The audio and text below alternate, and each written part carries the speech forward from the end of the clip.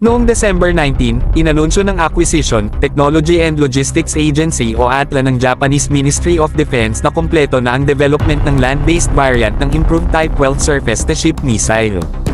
Isa itong malaking milestone para sa Japan, lalo na sa gitna ng patuloy na pagbabago ng security environment sa rehiyon.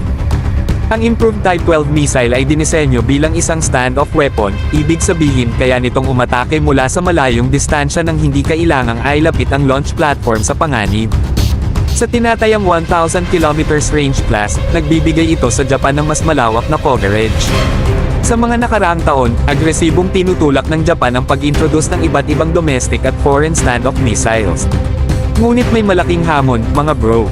Dahil sa heograpiya ng Japan at sa limitadong laki ng local weapons ranges nito, hindi kayang suportahan ng bansa ang full-range lead missile testing para sa long-range systems. Napilitan ng ATLA na magsagawa ng lahat ng live firing tests ng kanilang missiles, kabilang ang Improved Type 12, sa mga angkop na overseas test ranges.